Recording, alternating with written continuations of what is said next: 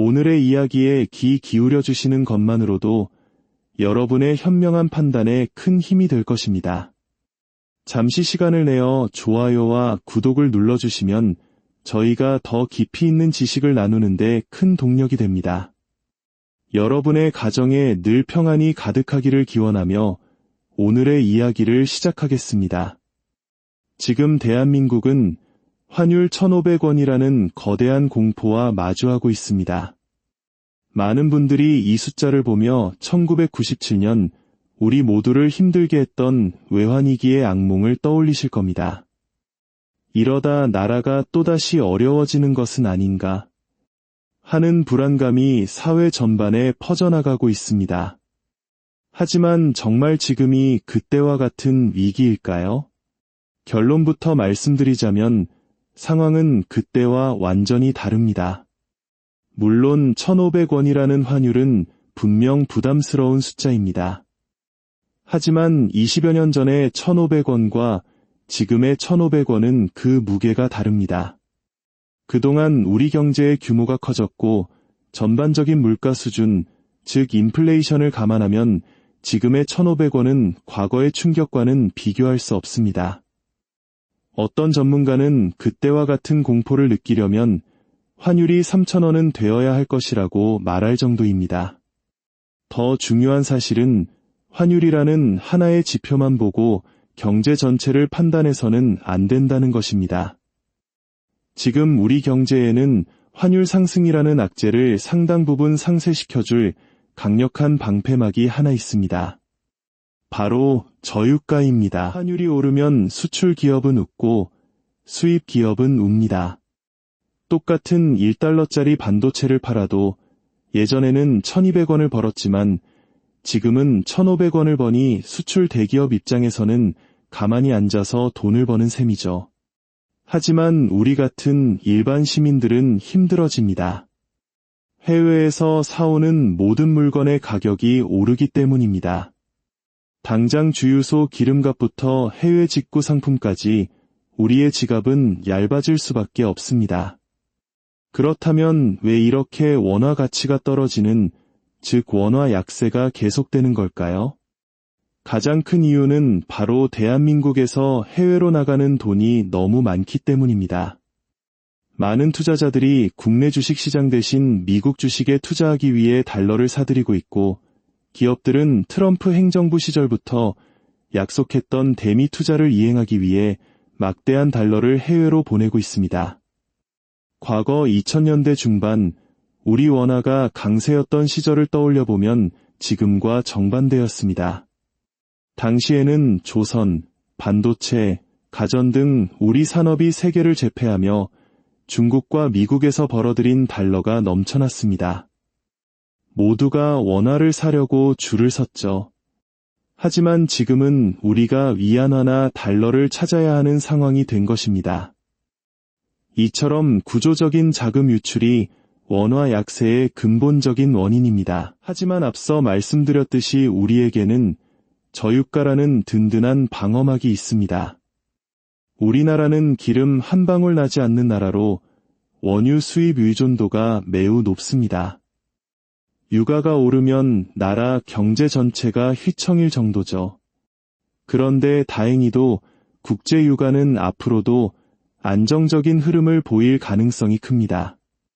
과거 배럴당 90달러를 훌쩍 넘던 유가는 현재 60달러 안팎을 맴돌고 있으며 내년에는 50달러대까지 떨어질 수 있다는 전망도 나옵니다. 왜일까요? 바로 공급 과잉 때문입니다. 석유 수출국 기구, 즉 오펙이 감산을 끝내고 생산량을 늘릴 수밖에 없는 상황에 처했고 전 세계적으로 전기차 보급이 확대되고 자동차 연비가 개선되면서 휘발유 수요는 점차 줄어들고 있습니다. 유가가 15% 하락했다는 것은 환율이 15% 오른 효과를 상당 부분 막아준다는 의미입니다. 예를 들어 환율이 1,450원에서 50원 오르는 충격을 유가 하락이 거의 다 흡수해버린 셈입니다. 이것이 바로 우리가 환율 1,500원 시대에도 과거와 같은 극심한 공포에 떨지 않아도 되는 이유입니다. 자, 그렇다면 이렇게 불안정한 시대에 우리의 소중한 자산은 어디로 향해야 할까요? 많은 이들이 안전자산의 대표주자인 금에 다시 주목하고 있습니다. 금은 지난 10년간 꾸준히 그 가치를 증명해왔습니다. 금 투자가 여전히 매력적인 이유는 두 가지입니다. 첫째, 실질 금리의 하락입니다. 쉽게 말해 미국이 앞으로 금리를 내릴 것이 확실시되면서 은행 이자나 채권의 매력이 떨어지고 있다는 뜻입니다.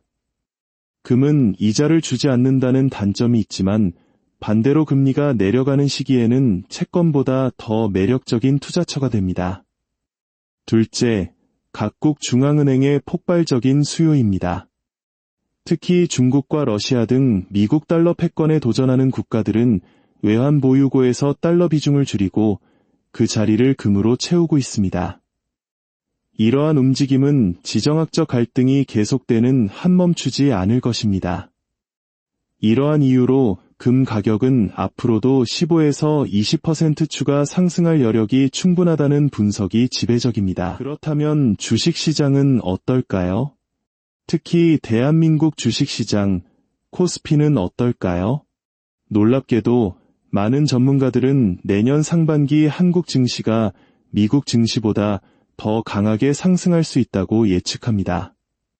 가장 큰 이유는 압도적인 저평가입니다. 지난 2에서 3년간 전 세계 증시가 뜨겁게 달아오를 때 한국 증시는 철저히 소외되었습니다. 그 결과 내년 예상 실적 대비 주가가 얼마나 저렴한지를 보여주는 지표인 선행 주가 수익 비율로 봤을 때 한국 증시는 미국이나 유럽에 비해 월등히 쌉니다. 마치 명품을 파격적인 할인가에 살 수 있는 기회와도 같습니다. 여기에 정부의 적극적인 증시 부양 정책과 주주 환원 정책에 대한 기대감, 그리고 무엇보다 반도체, 조선, 전력기기 등 우리나라의 주력 산업들이 여전히 매우 건강하다는 점이 긍정적인 신호를 보내고 있습니다.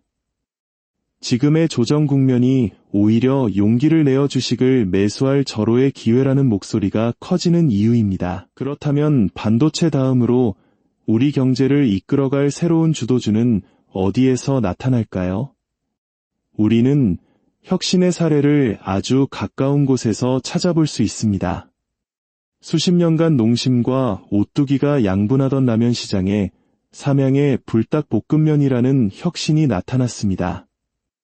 처음엔 그저 매운 라면 중 하나로 여겨졌지만 SNS를 통해 전 세계로 퍼져나가며 이제는 농심의 시가총액을 2배 이상 뛰어넘는 거대 기업으로 성장했습니다.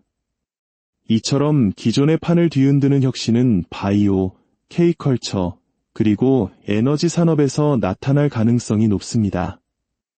특히 코스피의 대형 바이오 기업들은 미국의 중국 견제 정책에 따른 반사이익을 얻을 수 있고 K푸드와 K엔터테인먼트는 불닭볶음면의 성공 신화를 이어갈 잠재력을 품고 있습니다. 우리의 문화가 곧 세계적인 경쟁력이 되는 시대입니다. 마지막으로 주목해야 할 분야는 바로 에너지 산업입니다. AI 데이터 센터와 전기차 등으로 인해 전 세계는 지금 심각한 전력 부족에 시달리고 있습니다. 특히 미국은 낡은 전력망을 교체하고 확충하는 데 막대한 투자를 쏟아부을 수밖에 없는 상황입니다.